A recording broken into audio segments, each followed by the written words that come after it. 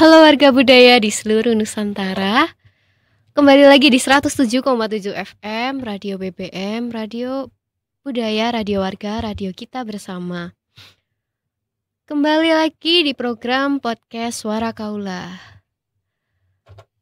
Nah, podcast Suara Kaula ini adalah podcast dari mahasiswa magang Universitas Sanata Dharma Yogyakarta. Suara Kaula ini hadir kembali di episode yang baru dengan tema perbincangan yang baru juga para kaula dan warga budaya. Nah, suara kaula dan para kaula dan warga budaya pada pagi hari ini, pada sore hari ini kita akan bersama-sama berbicara tentang apa Mbak Sisil? Tentang sex education, lebih tepatnya mengenali diri untuk mencegah sedini mungkin pencegahan pelecehan seksual ya tentunya. Betul sekali. Bersama Mbak siapa ya ini kira-kira ya? Ada bintang tamunya ini. Iya, boleh perkenalkan dulu ya. Iya, warga budaya perkenalkan dulu. Halo, perkenalkan nama saya Yulia Lisinta Rewot, biasa disapa Yulia. Saya seorang mahasiswi psikologi dari Universitas Sanata Dharma. Asal saya dari Lembata, Nusa Tenggara Timur. Waduh, jauh-jauh dari Lembata nih, kuliah ke Jogja. Iya. Keren banget ya. Iya. Kira-kira Mbak Yulia ya, tadi panggilannya ya. Mbak Yulia ini semester berapa nih Mbak? Udah semester tua Mbak. Semester tua, Semester 7. Semester 7, waduh sama dong, kita ini sama-sama semester tua. Oh iya. Kita sama-sama sharing nih tentang apa tadi kita mau bahas apa? Sex education ya kak ya? Mengenal diri dan Mencegah pelecehan seksual sedini mungkin. Betul. Oh iya, langsung kita ini aja ya, kita interogasi nih Mbak Yulia nih, kira-kira di jurusannya kan psikologi nih ya, pernah nggak sih membawakan materi tentang sex education sebelumnya nih? Oke, jadi aku tuh udah pernah dari awal mungkin di kelas ya, selama perkuliahan itu kita udah dikenalkan sama materi sex education ini. Kemudian kemarin tepatnya di bulan Juni itu saya membawakan sex education ini di sebuah pulau, itu Pulau Kalimantan. Waduh, Nah, Kalimantan nih. partisipannya tuh anak-anak. Partisipannya anak-anak Iya. ya. Nah Res, gimana nih Res? Kamu ke Kalimantan pengen bawain materi apa nih? Kalau Mbak Yulia kan bawain sex education ya. Kemarin kira-kira membahas tentang apa Mbak di sana Mbak? Jadi sex education yang dibawakan di sana tuh aku buatnya berdasarkan tahapan usia. Jadi kita mengajarkan kepada anak seks nih kan enggak langsung muluk-muluk tentang berhubungan intim, itu kan enggak ya. Jadi sex education yang aku bawa tuh dari kalangan anak-anak TK sampai anak-anak SD. Oh iya. Gitu. Jadi dimulai mungkin di usia anak-anak yang PAUD sampai SD kelas 3 aku bawakan materinya tentang anatomi tubuh. Oh begitu. Mengenal bagian tubuh, kemudian fungsi tubuh. Kemudian masuk di usia 6 sampai 12 tahun itu masuk ke materi pubertas, kesehatan reproduksi, kayak gitu-gitu. Tapi sebelumnya nih Mbak, menurut Kak Yulia nih, sex education dalam pandangan Kak Yulia itu seperti apa sih? Oke, jadi sex education dari sudut pandang aku itu merupakan suatu kegiatan di mana kita mengajarkan anak untuk terlebih dahulu dia bisa melindungi diri sejak dini dan menanamkan serta menyadarkan dia bahwa seks edukasi sejak dini itu penting, yang terutama untuk melindungi dirinya dan juga memberitahu kepada dia bahwa penting untuk menjaga kesehatan reproduksi Betul. serta mencegahnya dari tindakan-tindakan pelecehan seksual. Oh, berarti di sana itu masih gimana nih? Pengetahuan tentang sex education tuh masih kurang apa gimana ya? Kurang banget. Masih kurang banget Iya, ya. kurang banget. Jujur aja waktu sampai di sana tuh kayak apa ya? Awalnya bahagia, tapi setelah melihat realita anak-anak di sana tuh jadinya prihatin. Prihatin. Itu Heeh. karena apa tuh? Karena mereka belum tahu sama sekali kah? Ada sebagian besar yang memang belum tahu, masih kosong tentang pengetahuan seksual. Tapi ada juga yang mungkin karena orang tuanya aktif ya untuk memberikan edukasi kepada mereka, jadi mereka juga sudah punya pemahaman yang baik. Tetapi sebagian besar yang aku dapat itu masih banyak yang terlambat akan perkembangan seksual. Alah. Aduh Res, kalau menurut kamu gimana nih Res melihat situasi kayak yang dialami Mbak Yulia nih di sana mengajarkan sex education, terus tempatnya ternyata belum paham sama sekali tentang sex education nih. Kalau aku ya apa ya, prihatin ya sebenarnya. Kalau Kasihan ngelihat ya. iya, ngelihat anak-anak yang harusnya udah dapet sosialisasi tentang seks itu kan Penting, ya ya kan? prihatin ya. Penting, dan kita tuh nggak sekedar apa ya, cuman sebagai pengetahuan tapi juga sebagai pencegahan juga nggak Iya. sih? Untuk saat ini kan banyak isu-isu yang beredar kalau Benar. ternyata dipegang area badan itu ternyata sudah termasuk pelecehan Iya, gitu ya kan? kekerasan seksual. Kekerasan seksual. Terus pengalaman mengajarkan sex education di sana kendalanya tuh apa? Kalau menurut kamu Yulia? Kalau menurut saya kendala selama mengajarkan materi tentang seksualitas ini pada anak-anak itu mungkin yang pertama ketika kita menampilkan sebuah gambar tubuh yang secara utuh ada alat kelaminnya, ada payudaranya. Nah itu cenderung anak-anak tuh masih suka menertawakan atau merasa lucu lah dengan gambar itu.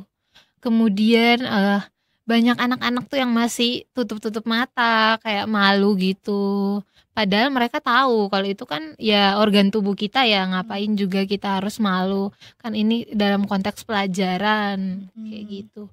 Tapi kebanyakan yang aku temuin tuh mereka masih cenderung meremehkan, menertawakan, kayak nanti tunjuk-tunjuk kayak teman cowoknya tunjuk kayak ih itu punyamu, kayak terus nanti ceweknya balik itu punyamu kayak gitu. Oh gitu, masih untuk main-main gitu ya. Jadi kurang paham tentang hal-hal seperti itu. Iya. Kemudian kayak beberapa orang tua ada yang udah aware juga sama sex education, tapi sebagian besar juga kayak nggak terima gitu loh kalau mau diajarkan kepada anaknya tentang seksualitas. Karena di sana tuh budayanya apa ya, 99% tuh mereka masih terikat pada adat. Jadi mereka masih menganggap kalau edukasi seks kepada anak itu sangat-sangat tabu. Hanya sekedar diajarkan tentang apa ya, nama biologi dari alat kelamin. Kayak gitu tuh mereka udah kayak nggak terima gitu loh. Kayak merasa tabu, merasa kayak apaan sih ngajarin anak-anak, kan masih anak-anak, ngapain mereka harus tahu soal itu. Gitu. Padahal di samping itu penting banget gak sih ya Res ya? Iya, Soalnya bener banget.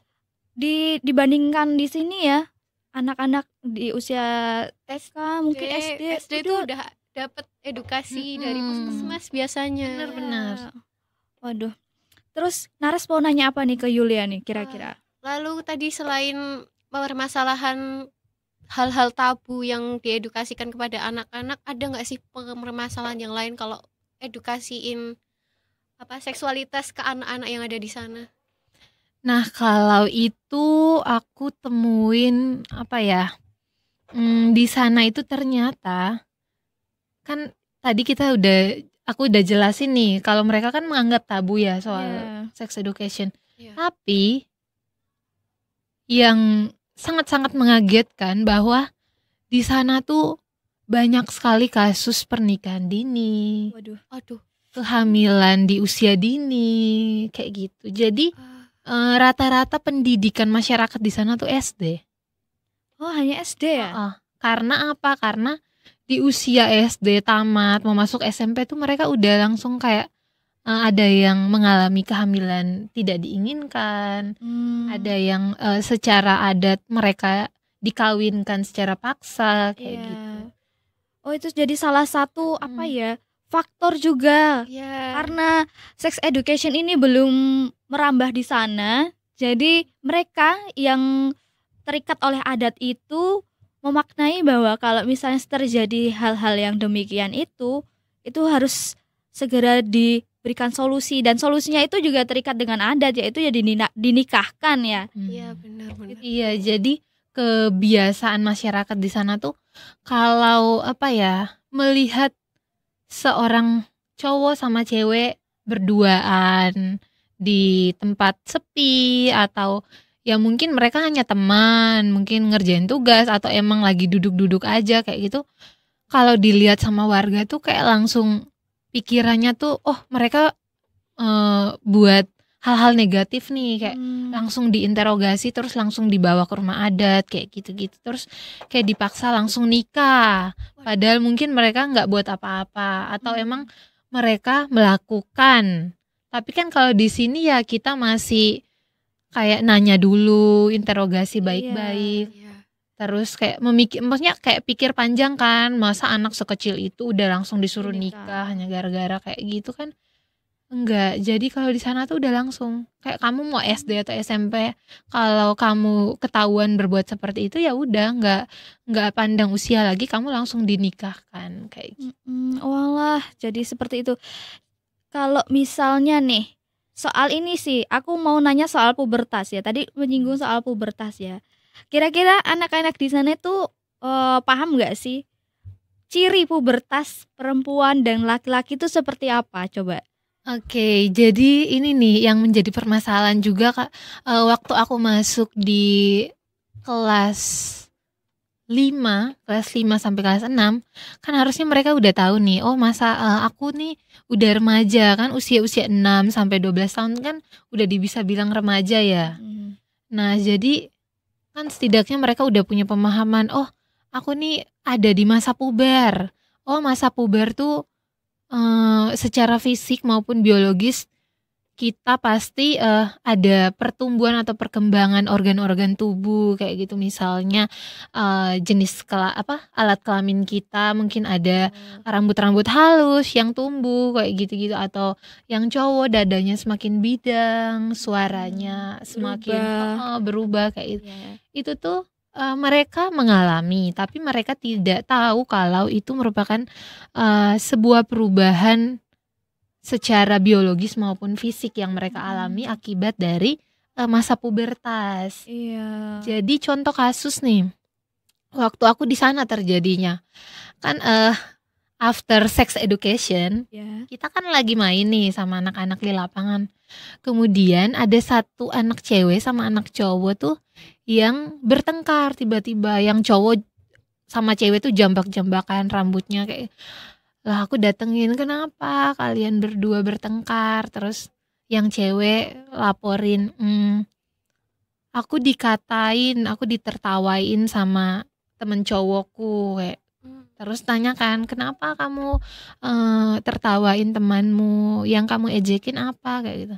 Terus si cewek yang bilang, dia ejekin aku karena aku ini, katanya ya udah mens ya ada darah yang keluar kayak gitu kan.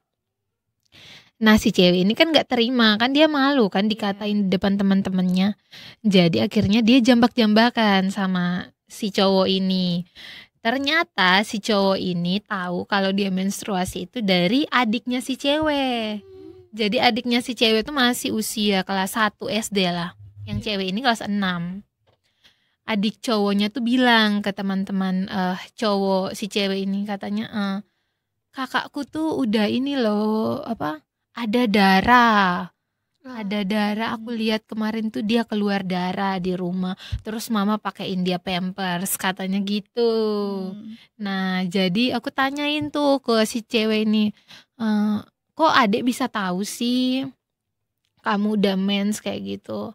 Terus dibilang, iya kak, kemarin tuh waktu aku celanaku flek darah itu dilihatin sama ade. Terus waktu mama ajarin aku pakai pembalut itu dilihat juga sama ade.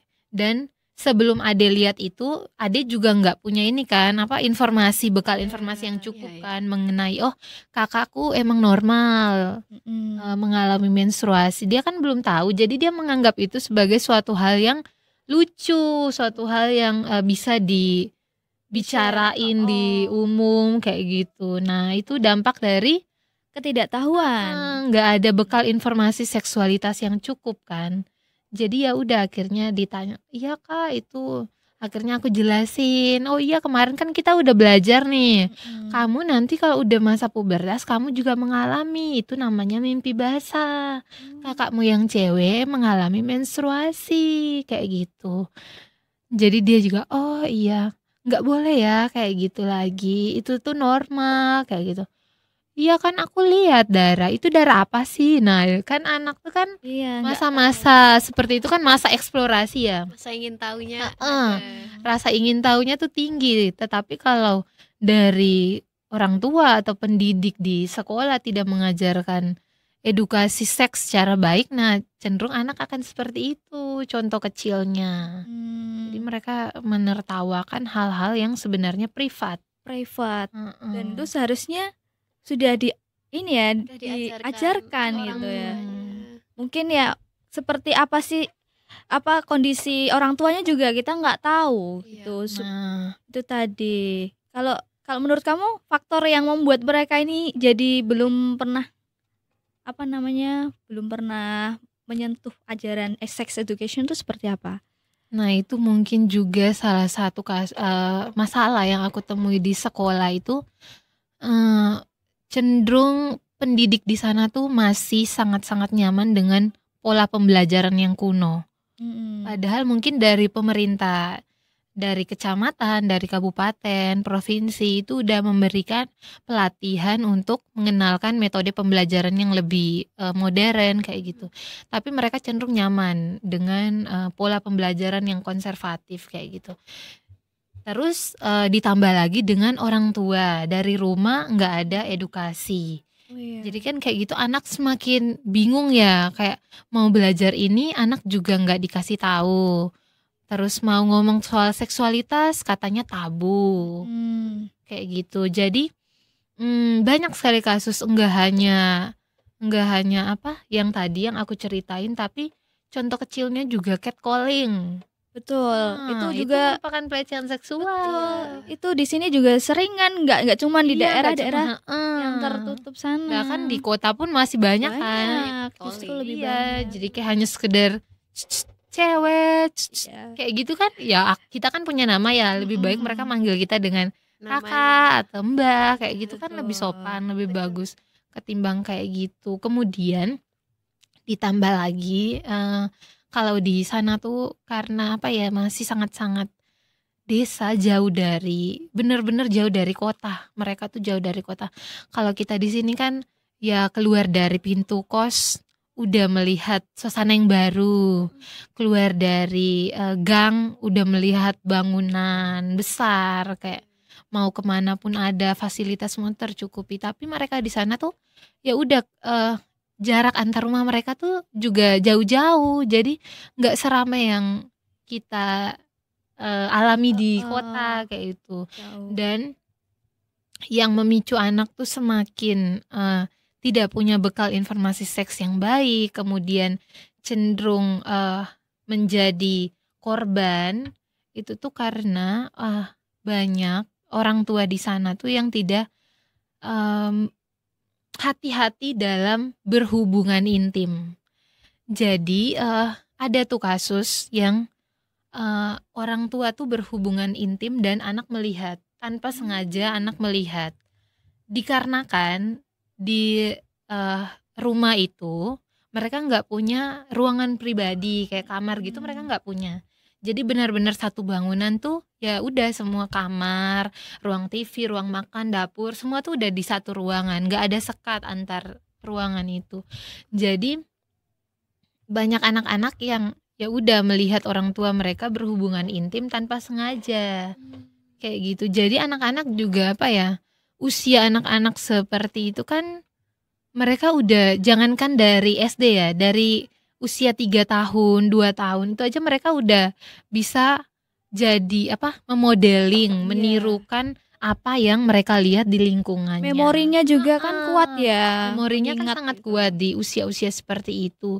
Jadi ketika mereka melihat orang tuanya berhubungan intim atau sekedar ciuman atau bersentuhan yang itu udah masuk ke hubungan romantis tuh kan anak-anak menyimpannya di memori. Iya. Nah, ketika mereka tidak punya informasi yang baik, pendidikan edukasi seks yang baik kan mereka juga apa? Yang tadi Mbak bilang rasa ingin tahunya kan tinggi. Iya, benar. Nah, ketika rasa ingin tahu tinggi, mereka akan sendiri mengeksplor hal-hal yang mereka pengen tahu Iya. nih, apa nih kayak aku coba deh ini Iya. kayak enak nggak sih atau kayak bagus nggak sih itu kayak gitu kan. Jadi mereka juga akhirnya cenderung menirukan apa yang mereka lihat sampai pada mereka tuh usianya SD mereka udah pacaran. Ya wajar sih kalau di usia-usia 6 tahun atau 12 tahun tuh mereka udah tertarik dengan lawan jenis itu kan emang wajar. Tapi perilaku apa nih yang sebenarnya nggak wajar di usia itu? Kadang anak-anak yang SD, SMP itu mereka udah tahu ciuman, berpelukan di depan umum juga sepertinya dirasa wajar-wajar aja, nggak malu, nggak ini. Bahkan kayak ada yang kita lagi jalan kan sore-sore di lapangan bola, terus mereka tuh ya udah ini kalau lagi pelukan atau ciuman, mereka nggak kayak menunjukkan respon yang apa Malu. kayak panik atau Panik, malu dengan heeh. orang yang lebih dewasa kan, terus lihat.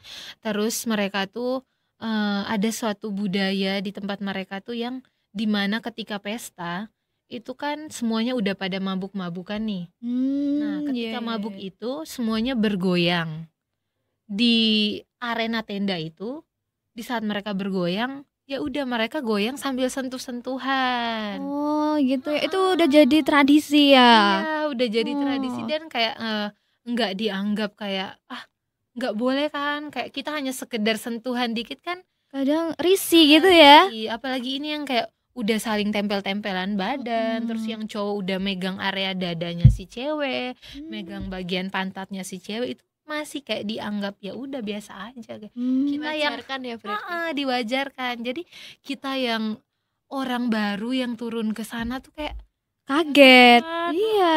kaget terus kayak sedih nggak sih melihat Prihatin ngelihatnya. Terus kayak gitu. mungkin itu salah beberapa faktor itu ya yang disebabkan tuh ya dari pertama itu dari orang tua mereka sendiri, terus ya lingkungan, terus tradisi itu tadi, tradisi yang mengakibatkan ya arahnya ke sana, arahnya itu tetap ke hal-hal yang membuat mereka tuh terjerumus ke pelecehan tuh Iya, tadi ya. benar. Dan itu juga apa ya bisa berdampak pada psikis anak. Trauma. Mungkin suatu ketika anak kita nih tiba-tiba dia cowok nih, tapi ketika dia mengalami masa pubertas, dia sudah punya ketertarikan seksual, dia ketertarikannya tuh bukan dengan lawan jenis, melainkan dengan sesama jenis.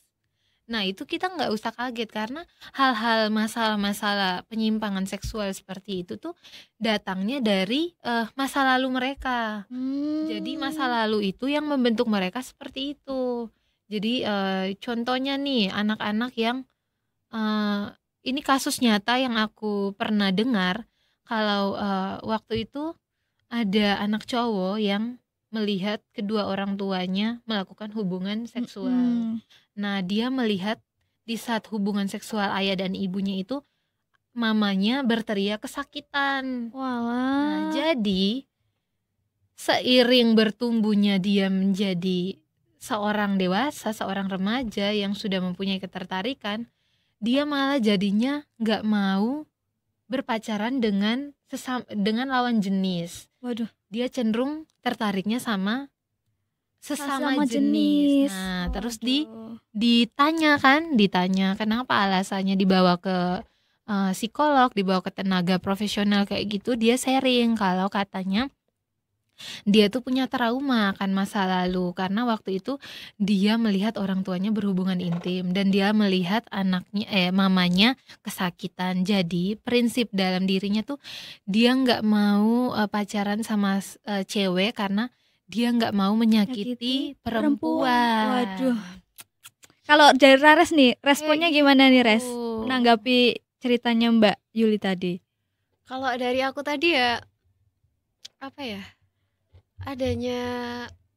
Kurang adanya edukasi ini bikin berbagai macam permasalahan di masyarakat yang harusnya itu udah diketahui sejak awal, Iya. lalu dia jadi malah menumpuk dan dia jadi Hmm. malah tadi tradisi juga ya. Iya. Gitu. Terus menurut Nares gimana nih kalau itu terjadi? Misalnya nih kamu menghadapi nih kayak Mbak Yulia tadi, menghadapi hal kayak gitu, kamu akan melakukan hal apa nih? Respon kamu atau pesan kamu terhadap anak yang mengalami hal itu? Kalau dari aku mungkin akan memberikan edukasi tentang seksualitas kepada anak itu. Lalu ini Mbak Sisil, kalau ketemu anak yang seperti itu kita bisa memberitahu itu jangan Jangan ya Dek ya, nggak jangan, boleh ya Dek iya. ya. Nah, kalau selain itu nih, kira-kira kamu punya ide nggak kalau misalnya nantinya kamu punya anak, kamu pengen memberi edukasi seks yang seperti apa? Aku mau memberi edukasi seks yang tepat pada usianya. Tepat pada usianya. Iya. Jadi nanti aku sesuaikan dengan usianya. Kalau umur segini tuh edukasinya seperti apa? Memperkenalkan alat-alat reproduksi itu seperti apa gitu.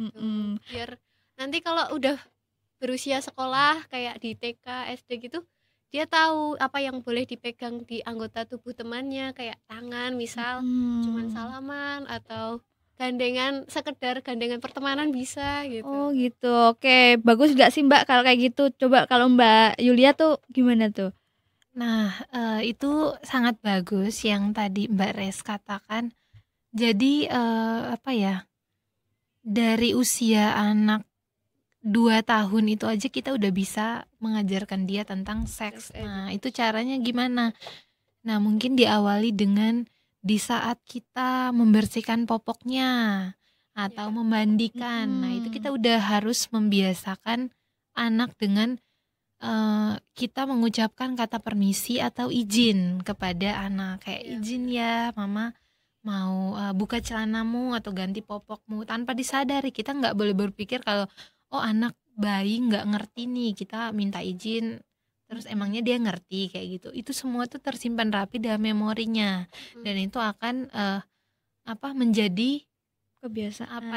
menjadi bekal untuk dia, bagaimana dia bisa menjaga diri dengan hal-hal kecil seperti itu tuh kan dia juga jadinya oh iya kalau ada orang asing yang menyentuh area pribadiku itu aku harus bertindak seperti apa kayak gitu. Jadi harus diajar ketika anak masih bayi, mungkin kita perbiasakan dia dengan seperti itu, mengganti popoknya atau memandikan dia, kemudian kita meminta izin dan permisi.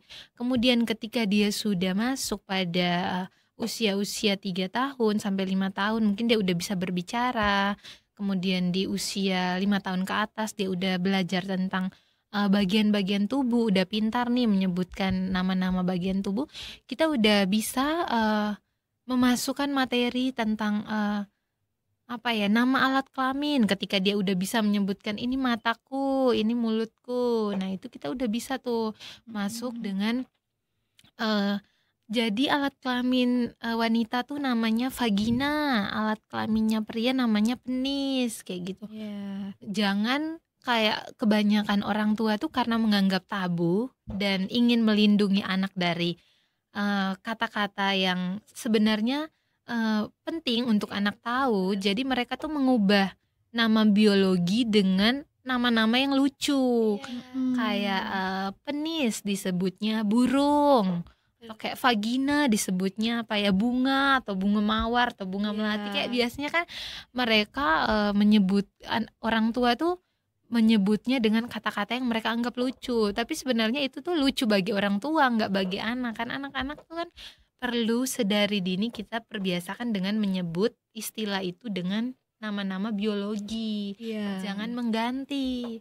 Karena kalau kita sering ganti-ganti nama seperti itu, kalau misalnya nih anak-anak mereka lagi main sama teman-temannya atau lagi kumpul keluarga gitu, kan cenderung pelecehan seksual tuh kan banyak yang kita temukan bahwa pelakunya tuh biasanya datang dari orang-orang terdekat. Betul. Nah, kayak gitu. Terus tiba-tiba selesai main, anak tuh bicara nih ke kita, "Ma, Pak, tadi aku main, terus ada om-om atau temanku yang pegang burungku," kayak gitu kan. Kalau dia bilang pegang burung, nah kita kan juga jadinya bingung nih, burung yang dia maksud nih apa emang di situ ada hewan burung? Iya, betul. Atau ada mainan boneka burung, atau burung yang dimaksud nih penisnya, kayak gitu. Kalau kayak gitu kan kita jadinya bingung kan. Terus anak cenderung jadinya kalau kita biasakan dengan nama-nama lucu seperti itu yang kita anggap, itu biasanya anak nanti seiring bertambah usianya dia jadinya malu kalau mau menceritakan tentang hal-hal seksual yang mungkin dialaminya atau yang dia rasakan bahwa oh di tubuhku ada organ-organ tubuh nih yang kiranya ada perbedaan, atau oh payudaraku semakin besar, atau kelaminku ada bulu-bulunya, kayak gitu kan. Jadi anak tuh cenderungnya malu karena kita tidak perbiasakan anak untuk menyebutnya itu dengan serius, menganggap itu sebagai hal yang ya udah itu pelajaran, kamu harus tahu, nggak usah dianggap sebagai hal yang lucu, atau kamu tuh malu kalau misalnya nanti kamu menstruasi atau apa terus nggak dikasih tahu ke mama, kayak gitu kan. Jadi ya udah sampein ke anak aja sesuai dengan, tapi tetap ingat dengan tahapan usianya. Betul. Kan nggak mungkin tuh di usia SD kita udah ajarin tentang berhubungan intim, kan enggak ya. Kemudian cenderung anak-anak tuh mungkin di usia 3 sampai 5 tahun tuh mereka udah pengen ada rasa ingin tahu, kayak tiba-tiba nanya tuh, "Mama, aku asalnya dari mana sih?" Oh iya. Iya, benar-benar Kayak gitu kan. Itu pertanyaan yang Iya. template biasanya untuk anak-anak kan ya. Terus kebiasaan orang tua tuh jawab, kamu dari surga, atau enggak kamu dari mama beli di pasar, atau mama belinya di minimarket, kamu gitu tuh nggak boleh sebenarnya. Jadi kita perlu menjelaskan kepada anak bahwa ya udah kembali lagi dengan tahapan usianya, bagaimana dia bisa berpikir. Kan anak-anak di usia itu kan masih berpikir konkret ya, Cara nggak bisa memahaminya. cara memahami kan enggak yang abstrak kayak kita gitu. Jadi ya udah jelasin, kalau bingung ya udah jelasin kayak kamu tuh asalnya dari sel-sel yang ada di tubuh mama papa. Kemudian mungkin dia masih bingung nih, sel-sel itu apa, kayak gitu. Iya. Mungkin kita bisa jelasin lagi, oh sel-sel itu merupakan bagian-bagian terkecil yang ada di tubuh manusia. Nah itu tuh setelah papa dan mama menikah, sel-sel papa dan mama tuh menyatu, dan itu akhirnya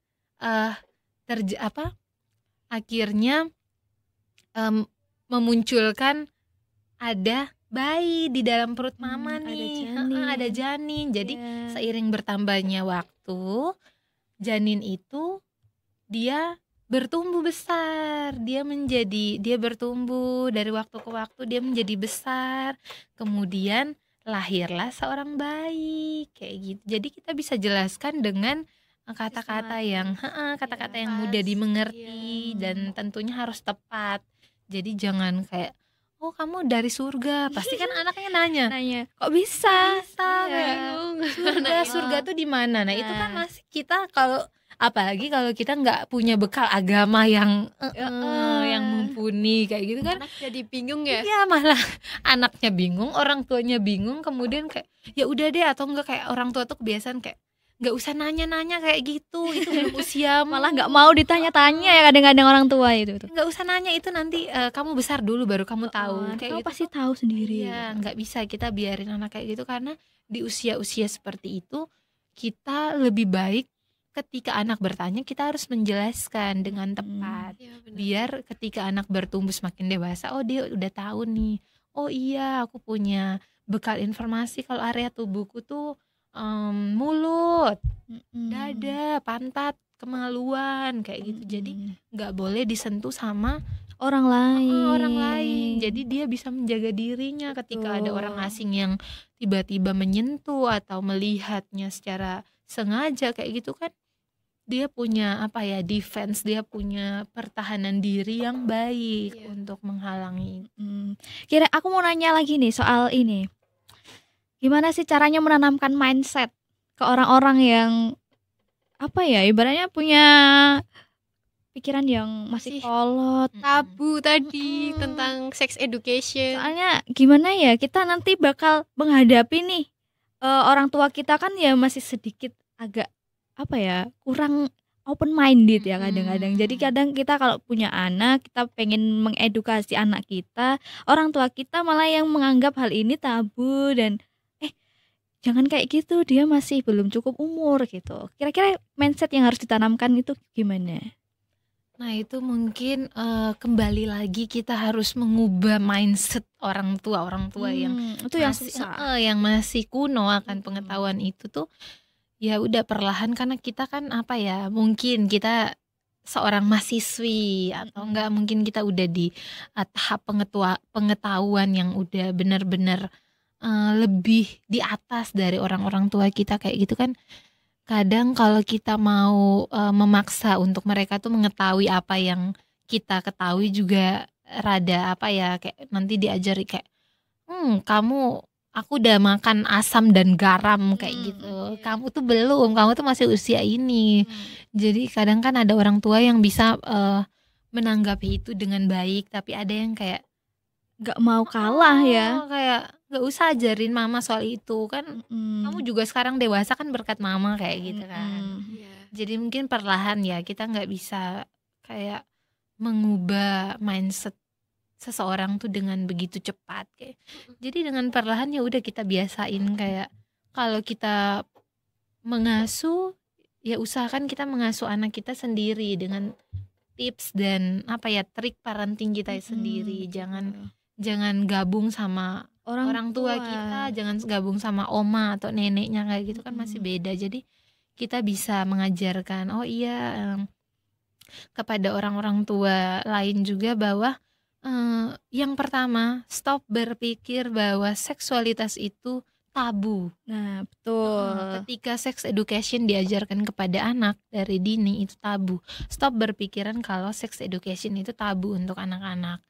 Jadi orang tua ataupun kita yang calon-calon orang tua lah ya, itu kita bisa menanamkan mindset bahwa ya emang penting, itu sangat penting untuk kita tuh menganggap wajar dan menormalkan seks edukasi di usia dini. Betul banget. Kemudian hindari kesalahan-kesalahan parenting akan seksualitas yang tadi kita udah bahas. Jangan menyebut alat kelaminnya dengan nama-nama dengan sebutan lain. Ya penis ya namanya penis, jangan ganti burung.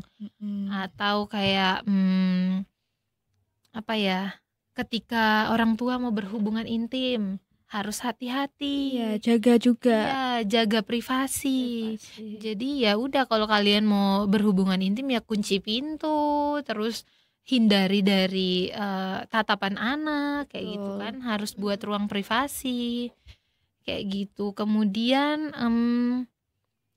jangan berpikiran kalau menunggu anak remaja atau dewasa dulu baru kita kasih tahu nih edukasi soal seksualitas. Itu akan jadi hal yang terlambat ya? Iya, itu sangat-sangat terlambat. Bener. Karena mungkin kalian baru mau kasih tahu dia di usia SMP atau SMA. Dia udah terlanjur pacaran. Iya betul. Dia udah terlanjur mengenal sama lawan jenisnya. Nah, jadinya kan kita nggak tahu nih perkembangan dia sebelum yang kita kasih tahu tuh apa. Dia udah berbuat yang aneh-aneh atau negatif kan kita nggak tahu karena anak nggak punya bekal informasi yang baik. Mungkin dia udah pacaran yang dia jalani selama kita belum kasih informasi itu sehat nggak kayak gitu kan. Jadi jangan pernah menunggu anak tuh dewasa dulu baru kita edukasi dia soal seksualitas, tetapi sejak dini di saat bayi gitu kan. Di saat bayi udah bisa tuh berikan edukasi seksual yang sesuai dengan tahapan usianya. Kemudian berhenti bohong ke anak. Kayak gitu. Itu Bohong apa bohong, sih? ya konteksnya gimana tuh kalau Konteksnya kayak tadi yang aku contohin. Nanya kayak aku asalnya dari mana, terus jawabnya iya di surga. Mm-mm. Kayak gitu kan. Terus ada anak-anak yang kayak nanya apa ya? Kok papa mama udah bisa berciuman, aku nggak boleh kayak gitu kan? Jangan kayak kita, kamu tuh masih anak kecil, nggak boleh. Kan harus beri pemahaman yang jelas. Dan hindari juga ya adegan-adegan yang itu Iya, tadi. bener sekali. Tontonan anak juga perlu difilter. Iya betul. Kan sekarang kan biasanya alih-alih menganjurkan kalau usia-usia screen time tuh harusnya di usia 5 tahun ke atas atau 3 tahun ke atas. 2 tahun pertama tuh sebisa mungkin hindari anak dari screen time. Betul. Karena 0 sampai 5 tahun tuh kan apa ya? Yang disebut dengan golden age. Tahap yang benar-benar tahap keemasan yang benar-benar kita tuh harus explore mereka, harus kita explore. harus menuntun tahap perkembangan dan pertumbuhan mereka tuh dengan benar-benar optimal kayak gitu. Karena di situ anak belajar tuh di usia 0 sampai 5 tahun tuh anak lebih punya memori yang baik untuk belajar gitu. Jadi orang tua please deh jangan menganggap seks edukasi itu tabu atau berbohong kepada anak atau menjadikan sesuatu yang lucu kayak gitu. Nah, Kak Yulia, terakhir nih kita sudah 40 menit lebih Oh, lama ya. di podcast ini. Gak kerasa kan Mbak Yulia? Ada closing statement dari Kak Yulia tentang sex education ini? Mungkin kayak pesan untuk Iya, para orang tua, tua. adik-adik yang masih dalam jenjang pendidikan atau mungkin yang di pelosok-pelosok daerah yang kita nggak tahu. Betul. Mungkin bisa sambil lihat kamera juga. Iya, dari tadi hadap-hadapan aja ya kita Gak ya. apa-apa, ini biar lebih intim kita ngelihat kamera supaya pesannya tersampaikan. Buat kaula muda dan juga warga budaya ya, Warga Mbak Sisi. budaya. Oke, jadi untuk warga budaya nih, warga budaya dari anak-anak, dari remaja sampai dewasa kan. Untuk warga budaya yang anak-anak, mungkin bisa menjaga diri dengan lebih baik, kemudian udah punya apa ya bekal informasi yang cukup akan misalnya di masa-masa kalau udah ada ketertarikan seksual, udah punya tips dan trik untuk menjalani pacaran secara sehat. Kemudian untuk yang dewasa sampai lansia itu butuh punya mindset bahwa sex education tuh penting untuk anak-anak. Jadi nggak usah takut untuk mengajarkan anak soal seksualitas. Jangan pernah takut karena kalau kita nggak ngajarin terus siapa? Karena kan kita juga nggak 24 jam bersama dengan anak. 0 sampai 5 tahun tuh mungkin itu kita punya waktu 24 jam sama anak. Tapi ketika dia udah masuk SD, SMP, waktunya kita tuh semakin berkurang sama dia. Jadi perbiasakan untuk punya apa ya pengetahuan yang lebih dulu sebelum menjadi orang tua agar kiranya generasi yang kita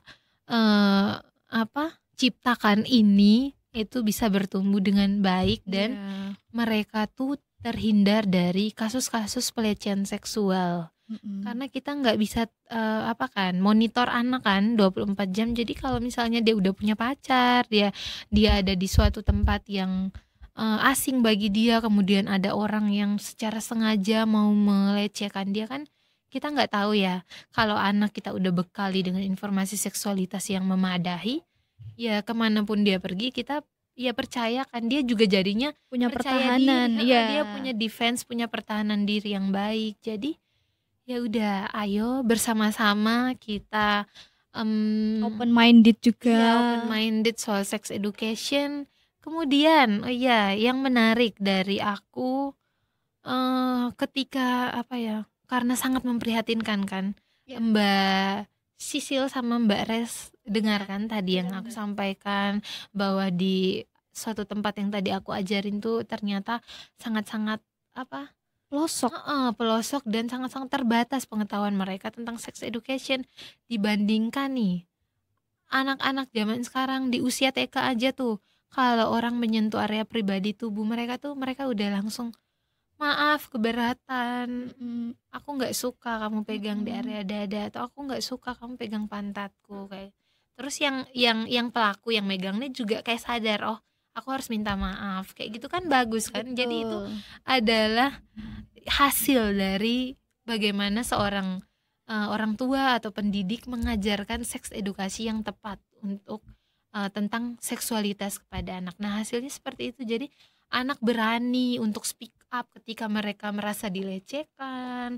Kemudian anak nggak takut berbagi pengalaman atau kisah-kisah yang mereka hadapi terkait dengan dorongan-dorongan seks yang ada dalam dirinya. Iya. Jadi tetap semangat untuk menyuarakan sex Ya, education. betul. Dan apa ya aku juga masih belajar banyak sekali bagaimana harus menanamkan mindset yang baik pada orang tua atau kepada kalangan-kalangan muda. Jadi aku berharap dengan pengalamanku yang sudah bisa sharingkan tentang seks edukasi, kemudian dalam siaran ini aku juga berharap semoga aku juga semakin banyak belajar ya, semakin punya pengetahuan, informasi yang baik lagi untuk Ditanamkan ke anak-anak. anak-anak dan sampai pada lansia. Kayak Betul. Aku juga berdoa kalau apa ya, semoga tuh nanti kalau kita semua ini punya keturunan, punya anak tuh kalau bisa ya kita berikan pendidikan seks yang bagus, yang terstruktur seperti yang disebutkan Mbak Yulia tadi. Aku tentunya aku tuh seneng undang Mbak Yulia tuh karena apa?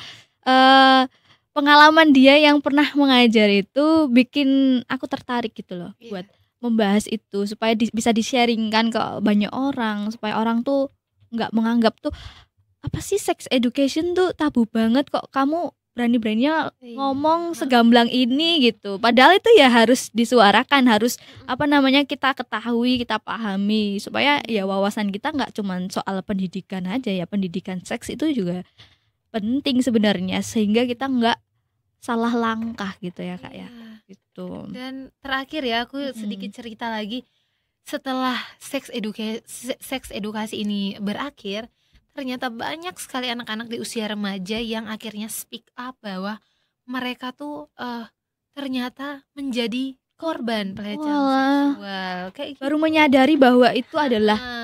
tindakan kekerasan seksual. Ya, jadi di saat kayak kita kasih tahu area pribadi tuh ini nggak boleh dilihat dan nggak boleh disentuh sama orang, baru mereka akhirnya sadar, oh sama ini aku menjadi korban pelecehan seksual baik dari teman ataupun baik dari lingkungan orang-orang yang ada di sekitarnya kayak gitu.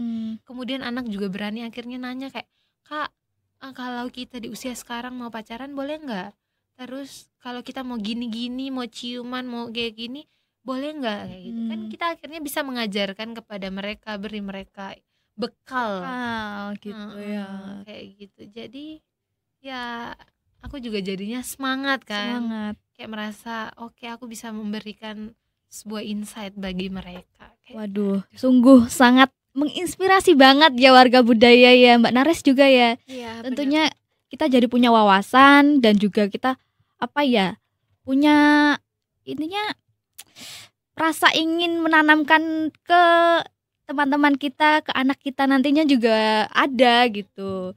Terus terakhir ya kita mau tutup juga. Terima kasih tentunya kepada Mbak Yulia ini sudah repot-repot datang gitu. Di podcastnya Suara Kaula dan di Radio BBM. Tentunya kita sangat mengucapkan terima kasih dan juga salam juga buat warga budaya yang sedang menyaksikan mungkin ya nanti. Semoga warga budaya juga ikut tertarik juga untuk bisa mengedukasi teman-teman, keluarga dan juga anaknya mungkin nanti sehingga mereka bisa lebih baik lagi gitu. Oke, warga budaya, kita pamit. Terima kasih. Nantikan podcast di episode selanjutnya di Suara Kaula, tempat bagi para kaula untuk bertukar cerita. Bye. Dari Komplek Balai Budaya Minomartani, Ngaglik, Lembang.